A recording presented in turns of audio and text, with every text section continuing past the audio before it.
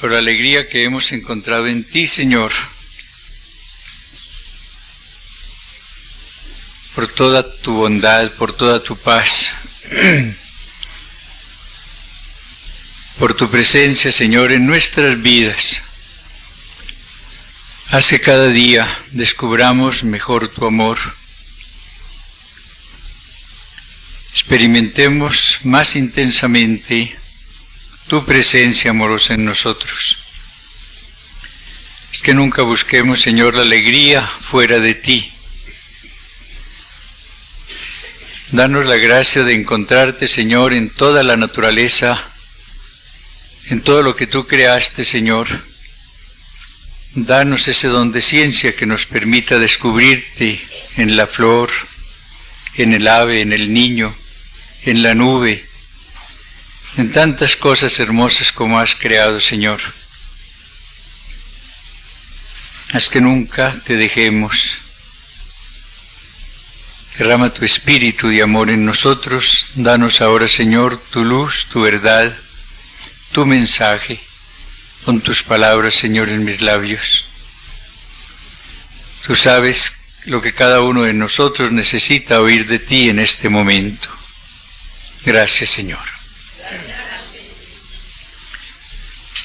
Vamos a detenernos un poco ahora en el capítulo 8 del Evangelio de San Juan. La mujer adúltera. Jesús fue al monte de los Olivos, pero de madrugada se presentó otra vez en el templo y todo el pueblo acudía a él.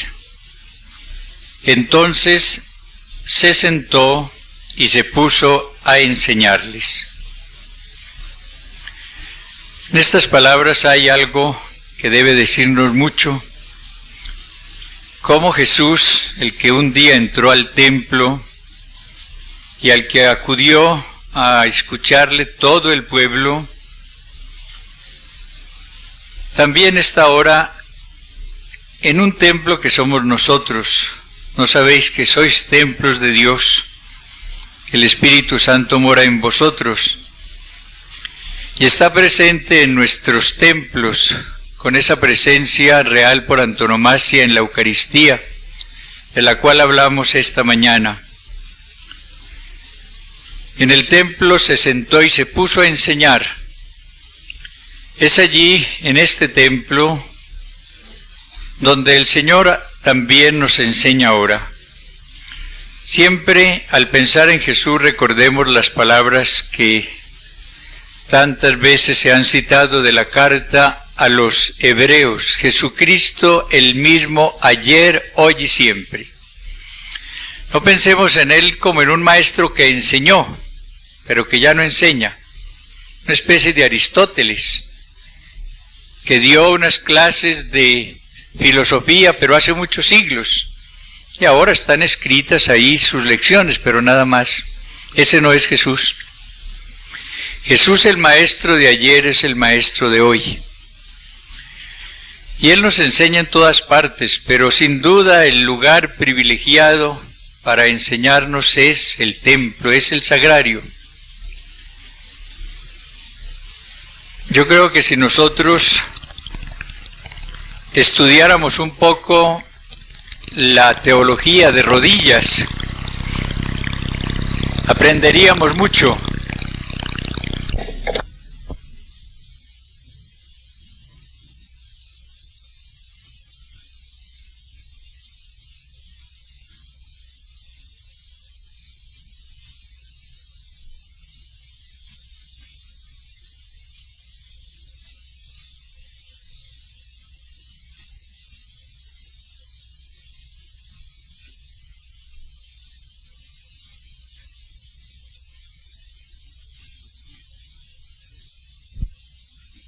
Que se convierta en vida, y para eso sentarnos a los pies del Señor para escuchar su palabra. ¿Qué sucedió mientras Jesús enseñaba? Que los escribas y fariseos le llevaron una mujer sorprendida en adulterio. La ponen en medio y le dicen: Maestro, esta mujer ha sido sorprendida en flagrante adulterio. Moisés nos mandó en la ley apedrear a estas mujeres. ¿Tú qué dices? Esto lo decían para tentarle, para tener de qué acusarle. La conducta del fariseo consiste en obrar de una manera muy distinta a como habla. El fariseo es la persona que, siendo pecadora, se cree justa. Gracias, Señor, dice el fariseo de la parábola, porque no soy como los demás hombres, porque no soy como aquel publicano pecador, yo soy el justo. El fariseo es el sepulcro blanqueado, por fuera hermoso, una lápida de mármol bonita, por dentro podredumbre. Estos hombres que trajeron a esta pobre mujer eran grandes pecadores, como lo veremos después, pero ellos no se consideran así. A esta mujer que ha pecado, la traen delante de Jesús, no para que Jesús perdone su pecado, sino para que la condene a muerte. ¿Por qué dice el Evangelio que decían esto para tentarle? Porque de veras era una tentación, era un lazo muy astuto. Si el Señor, de acuerdo con la ley de Moisés, ordenaba que lapidasen a esta mujer, pues los romanos lo habrían condenado a él a muerte. Los romanos habían prohibido a los judíos condenar a muerte a una persona, y el que infringía esta ley era reo de muerte por parte de los romanos.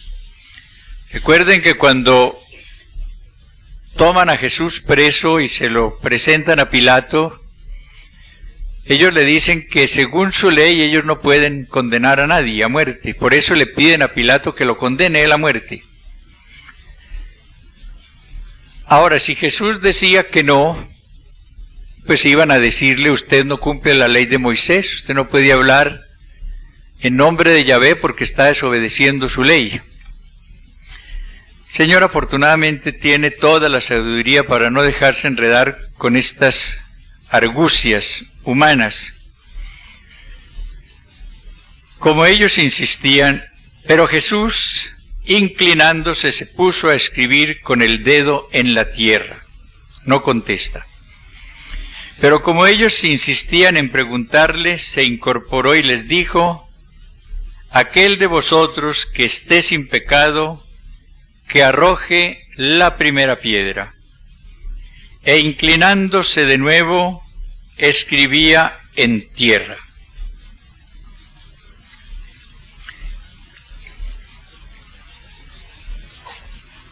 El que esté sin pecado, que tire la primera piedra. Nadie pudo tirarla, ¿por qué? Porque nadie estaba sin pecado. Incorporándose, Jesús le dijo: mujer, ¿dónde están? ¿Nadie te ha condenado? Ella respondió: nadie, Señor. Hay en todos nosotros, o por lo menos en muchos de nosotros, una gran debilidad, y es la de ser muy duros con los defectos de los demás, de acusar mucho a los demás, de criticar mucho las debilidades de los demás. Y cuando hacemos esto, casi siempre o siempre, estamos en una situación peor que la de estas personas a las cuales criticamos. Somos muy duros. Y yo creo que tal vez la falta más frecuente en muchos de nosotros es esa: la murmuración, la dureza para tratar a otras personas, la rigidez de nuestros juicios, el estar condenando a los demás, olvidando que nosotros tenemos o esas faltas u otras peores, pero que ninguno de nosotros puede tirar la primera piedra. El Señor ve cómo aquella gente toda desaparece porque se siente pecadora, Alguien dice que lo que escribía el Señor en tierra eran los pecados de estas personas. Es un pasaje oscuro, no sabemos qué es lo que quiere decir. Pero lo cierto es que el Señor sí conocía todos los pecados de estos fariseos y de estos escribas. Sabía que ninguno de ellos estaba sin pecado y que era la manera entonces de librar de sus garras a esta pobre mujer. La mujer levanta esos ojos que debía tener cerrados por la vergüenza, fijos en la tierra, por el remordimiento, y al mirar tiene que decir con alegría: nadie, Señor, todos se han ido. ¿Qué le dice Jesús? Tampoco yo te condeno. Vete y en adelante no peques más. San Agustín, comentando este pasaje, dice que en ese momento quedaron la miseria y la misericordia. La miseria de esta pobre mujer y la misericordia infinita del Señor. Un Señor que tiene compasión de todos nosotros, pero eso sí, no quiere que pequemos. Porque el peligro al pensar en la misericordia del Señor es decir, entonces, como Él es tan bueno, yo voy a pecar, nada me va a suceder. El Señor le dice a la mujer: vete, vete en paz, yo tampoco te condeno, yo te perdono, pero no peques más.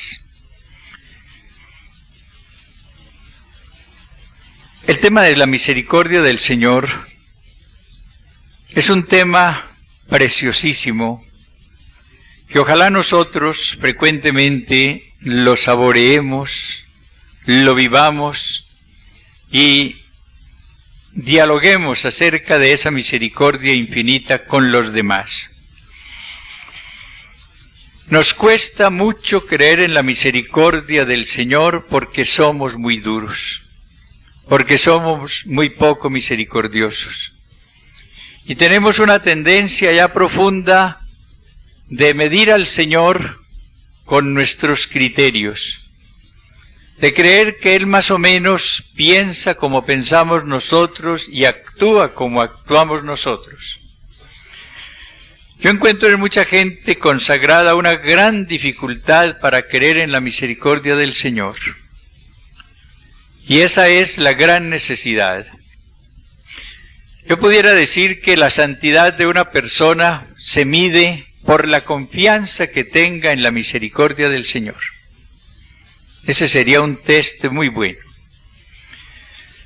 La persona que está muy cerca del Señor, que ha ido conociendo su corazón, que ha ido descubriendo cómo es su amor, cuando cae no se aleja de Él, ni aplaza el volver al Señor, sino que inmediatamente se lanza a sus brazos, con dolor para pedirle perdón, con la seguridad de que va a recibirlo. La persona, en cambio, que no conoce mucho el amor del Señor, que no está muy cerca de ese amor, cuando cae, empieza a dudar, empieza a atormentarse, a preguntarse: ¿qué será de mí? ¿Sí me perdonará el Señor? ¿No se habrá enojado conmigo? ¿No me habrá rechazado? Preguntas por el estilo. Una de las personas de los santos que más ha creído en el amor misericordioso del Señor es Santa Teresita. Ella se entregó al amor misericordioso, fue su consagración.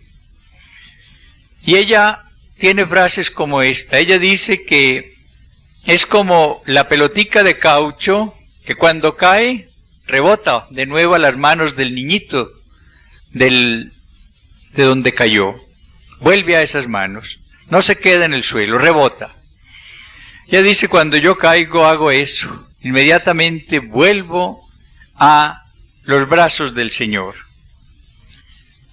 Y he citado en algunas oportunidades un pensamiento muy hermoso que leí en las obras completas, en una carta que ella escribe a un sacerdote.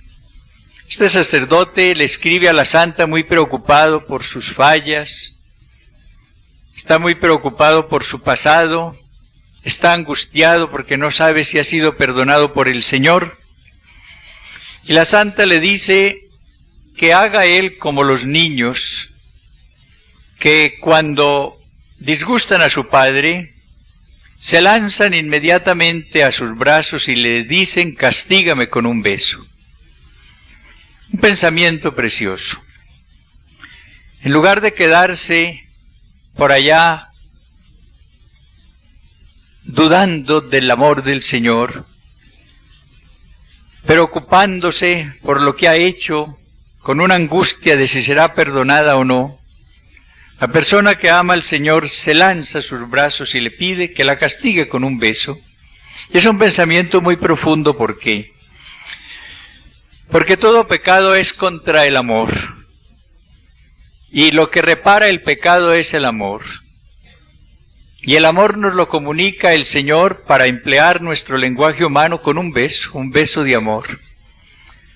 Si el Señor nos derrama su amor en una manifestación de caridad, pues con ese amor desaparece todo lo que era pecado en nosotros.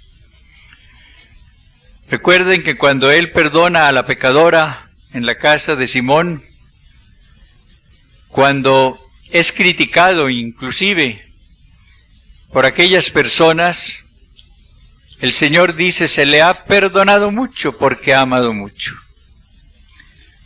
El secreto para uno conseguir el perdón del Señor es amar al Señor. Santa Teresita decía también que con un acto de amor quedaba todo reparado. Un acto de amor. Nada se gana la persona con quedarse por allá afligiéndose, dudando, preocupándose. Con eso no va a arreglar nada, pero si viene al Señor y ama al Señor con su amor y cree en su amor misericordioso, pues va a ser inmediatamente perdonada. Yo le recomiendo mucho para su reflexión personal y cuando hablen de la misericordia del Señor, esa lectura de las parábolas de la misericordia que encuentran en el capítulo 15 de San Lucas. Con esta introducción, todos los publicanos y los pecadores se acercaban a Jesús para oírle. Y los fariseos y los escribas murmuraban diciendo: Este acoge a los pecadores y come con ellos. Qué maravilla que el cargo que le hagan a Jesús es el de acoger a los pecadores y comer con los pecadores. Estos hombres duros, estos fariseos que llevan a una pobre mujer para que la apedreen, ellos no pueden entender la misericordia del Señor con el pecador. Lo que decíamos ahora, nos cuesta mucho creer en la misericordia del Señor porque tenemos un corazón de piedra, porque somos muy poco misericordiosos.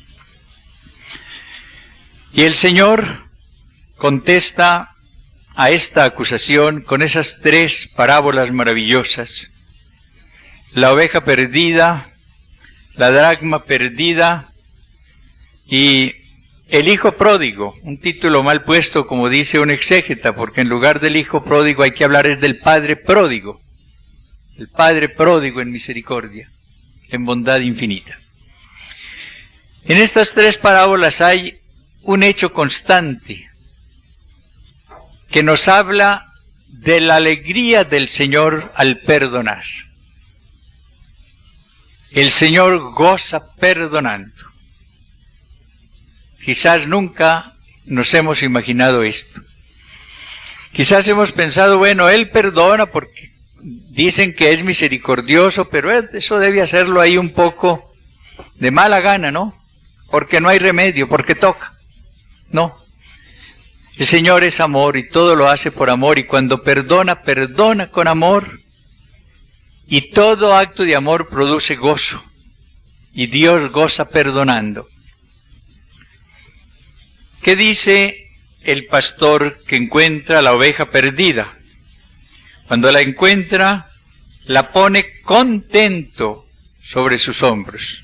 Fíjense bien, contento sobre sus hombros.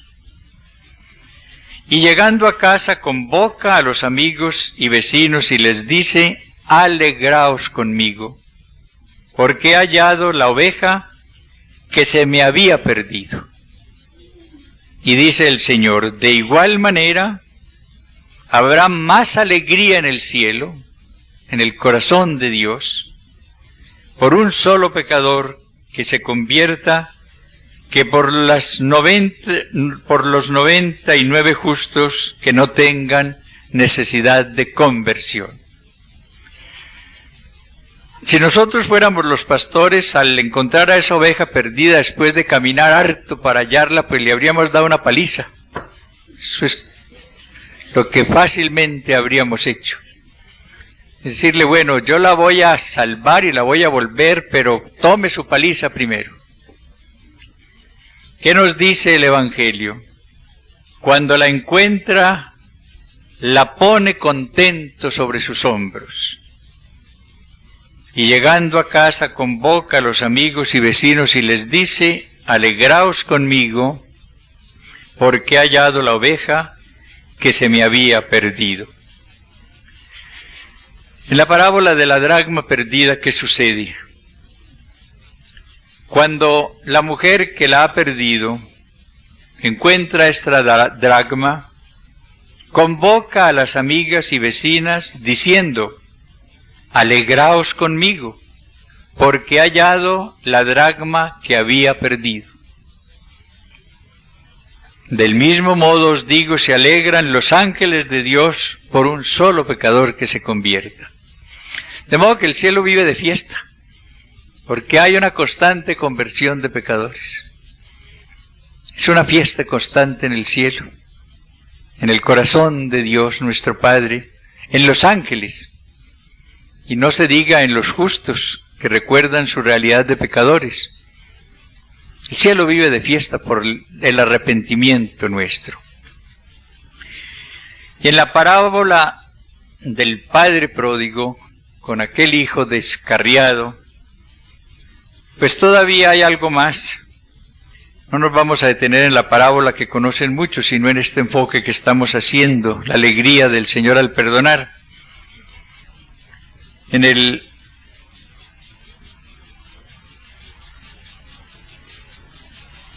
Estando él todavía lejos, le vio su padre y conmovido corrió, se echó a su cuello y lo besó efusivamente. Piensen ustedes en lo que había sido para este padre la ausencia de su hijo. Un hijo, el menor, el más querido, que un día se presenta a pedirles la herencia materna para ir a gastar ese dinero en un país lejano viviendo de una manera desordenada. Pasaron los días, pasaron los meses, no volvía y este padre todos los días estaba esperándolo. Dios nos espera siempre. El Señor se está reflejando de una manera muy pálida, claro está, porque tiene que ser pálida toda comparación, en esta parábola. Es el Padre de misericordias y Dios de todo consuelo, como lo llama San Pablo, que está siempre esperando el retorno de su Hijo. Cuando este padre un día ve que el Hijo viene, y lo conoce porque es padre, porque por la forma exterior no habría podido conocerlo, ¿qué hace? No va a coger el fuete para guardarlo con un castigo, no se aleja para manifestarle su enojo, su dolor. Hace algo maravilloso, levantándose, corrió, se echó a su cuello y le besó efusivamente. Entre los judíos correr era una persona indigna era una cosa indigna de una persona noble. Pero este padre olvida aquí su nobleza y corre, porque el amor hace correr a la persona. Tiene que ir a encontrar a su hijo lo más pronto posible. No se queda allí sentado esperando a que venga el hijo, corre a buscar al hijo, corre al encuentro de su hijo.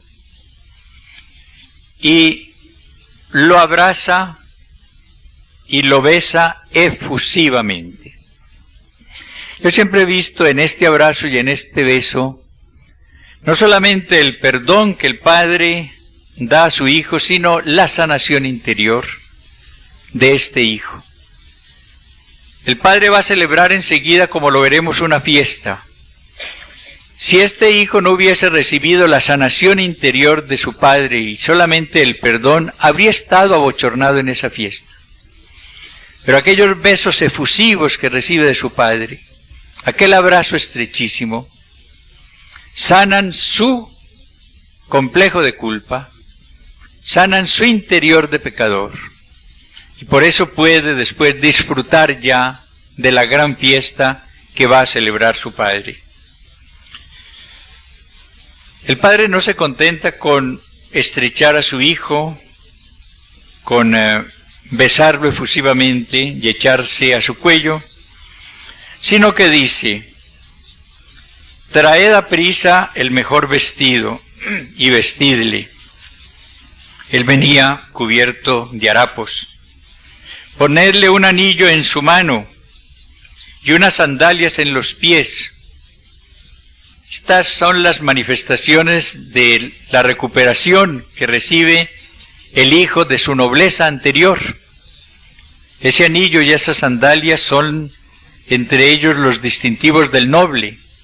Él viene con pies descalzos, viene sin anillo, todo lo ha perdido.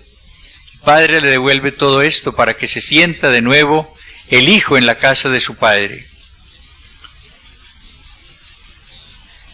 Traed el novillo cebado, matadlo, y comamos y celebremos una fiesta, porque este hijo mío estaba muerto y ha vuelto a la vida. Estaba perdido y ha sido hallado. Y comenzaron la fiesta, nos dice el texto sagrado. Aquí el padre no solamente se alegra al encontrar de nuevo a su hijo perdido, como se alegró el pastor y como se alegró la mujer cuando encontraron la oveja perdida y la dracma perdida. Aquí el padre va mucho más lejos, celebra una fiesta, pero una fiesta de esas rumbosas, con músicos, con invitados, con novillo cebado, con todas las de la ley. La fiesta mejor que se celebró sin duda en esa casa. ¿Por qué? Porque había vuelto el hijo que estaba perdido.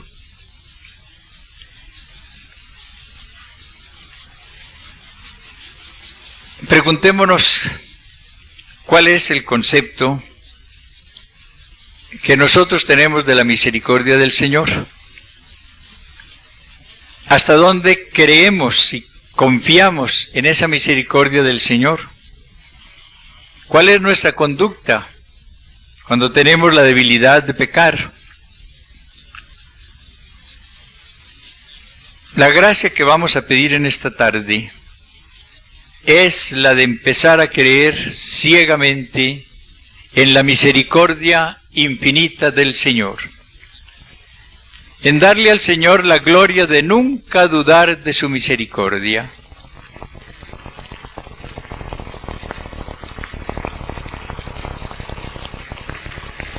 De creer ciegamente en el perdón infinito del Señor.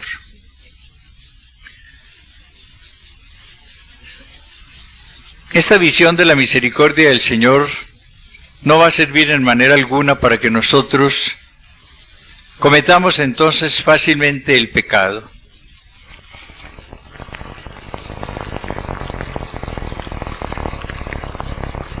La reflexión, la lectura de esos capítulos 30 y 31 de Jeremías, el título que tienen es El libro de la consolación.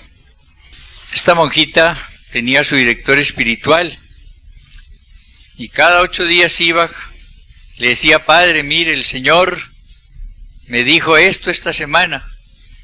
Ya ese confesor era un hombre muy serio y no le prestaba mayor atención. Le decía: bueno, sea muy humilde y ore mucho, pero no le comentaba todas esas revelaciones. Volvía la monjita después con las otras revelaciones de la semana y se encontraba con el mismo padre seco, que no le decía nada, que no la alababa ni le decía: usted sí que va bien, qué bueno para usted que tiene esas revelaciones, nada. Hasta que un día ya la monjita brava fue y le dijo al Señor: bueno, tú vas a tener que arreglar esta situación. Este padre no me cree. Tú me vas a dar una señal para que él me crea. Y el Señor le dijo: bueno, a ver, ¿qué señal quieres? Y la pobre inocente le dijo: Señor, muéstrame un pecado oculto del padre, para que al yo contárselo, pues no le quede duda de que tú sí me hables. Y el Señor le dijo: pecados del padre, yo no recuerdo. Ella, confundida, fue y le contó al padre, le dijo: mire lo que me ha pasado. Y el padre le dijo: hoy sí le habló el Señor.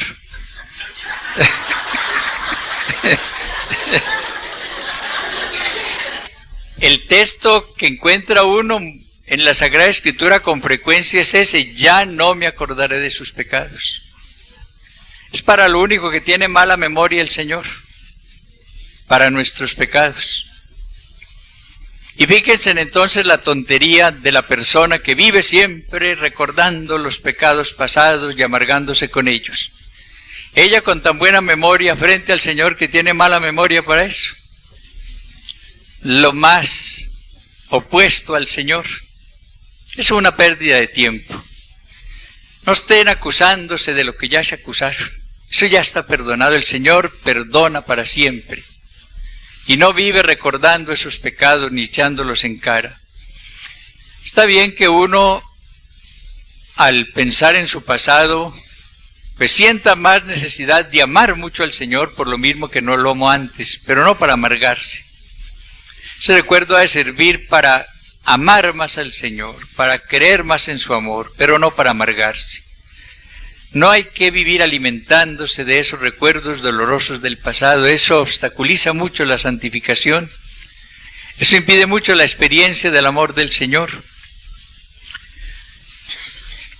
Grandes santos que han tenido experiencias muy profundas del amor del Señor fueron grandes pecadores.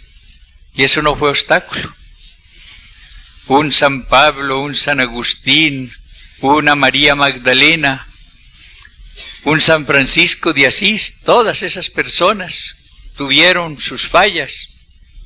¿Qué obstáculo fue ese para que el Señor después los llenara de su amor? Ninguno.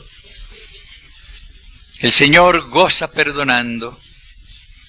Y lo que es obstáculo para la santidad es no creer en el amor del Señor. Ese es el gran obstáculo. Dudar de su amor misericordioso. Creer que Él es como somos nosotros.